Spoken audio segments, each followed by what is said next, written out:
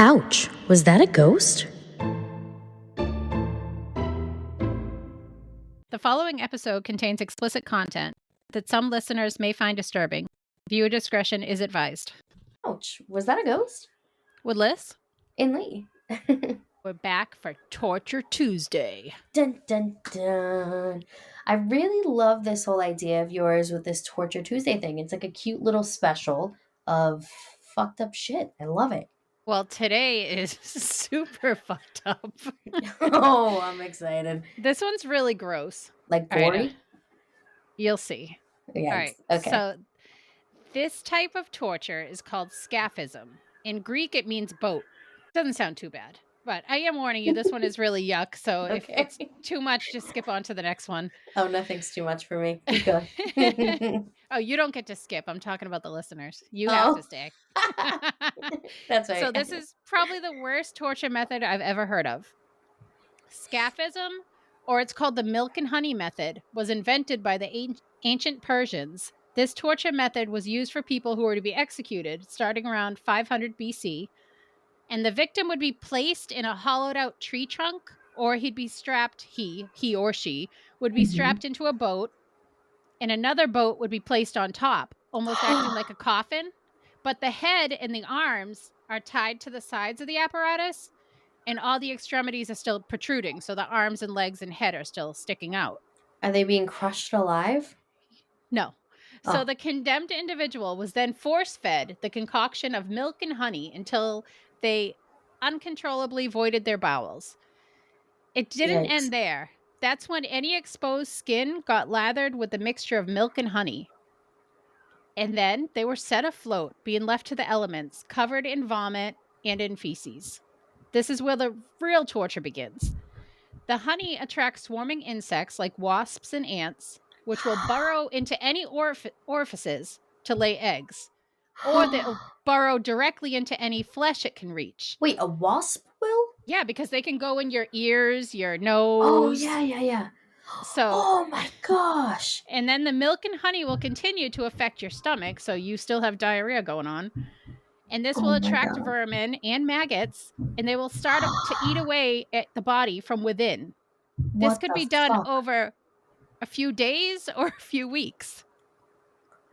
This allows for the body to literally decompose while you're still alive. Oh my God. And then daily, the boat would be pulled in to shore, and they'd give you more milk and honey. And if you're lucky, you'll get a little bit of water. But they just wanted to make sure the person didn't die of hunger or dehydration. And imagine the psychological aspect to this, knowing that you have thousands of insects inside of you and on you, and eggs in and around your body, and your mouth, your ears, your nose, your eyes. I don't like eye things. There's nothing you can do. Nope. And you have parasites breeding in the feces at the bottom of the boat, and then they start entering through your bowel and feeding. Oh my God. The only relief for this method is when death comes, usually by a combination of sepsis and exposure.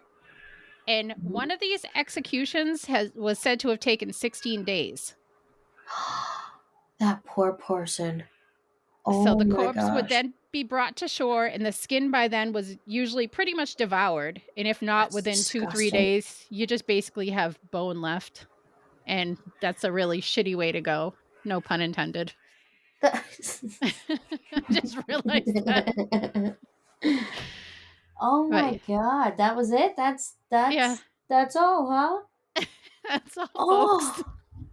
Can you imagine? Isn't that horrible? Just know bugs are crawling everywhere and you can't do anything about it because you're strapped down. Hands down, I thought my biggest fear was drowning, but no. Nope. It's milk and honey. Milk and honey. I don't think I'm going to touch milk or honey for quite some time now. Oh my gosh, did you watch that Winnie the Pooh horror movie yet? No, I wanted to, but I haven't. I heard it's the stupidest thing in the world. I haven't either. I don't do it. Oh, you haven't? I haven't. I want to because it sounds so stupid. I saw the preview and Pooh was like behind the wheel of a car, and I'm like, oh, he's just standing there or sitting there like, where's my honey? So I'm gonna have to see it. Wow, that's pretty cool though. I didn't know that milk and honey was a natural laxative. Oh no. Here goes all the baby weight. Gross. That is the most messed up thing I've heard, though. Oh, that sucks. I'd rather be hanged in the square. Yeah, it's just a slow. It's not even like just. I guess it would be pain, but more irritation happening, like just tickling all over your body, and you can't do Oh anything my about God. it, and then just. I hate bugs. I try to pretend like I'm an outdoorsy person. I'm like, yeah, I love camping. I love riding quads, this, that, the third. Fuck that. I do that all for Brandon. And you know what? I'm sick of it. I'm taking a stand here and now. I hate the outdoors. I hate bugs. I'm not an outside person. I don't blame you.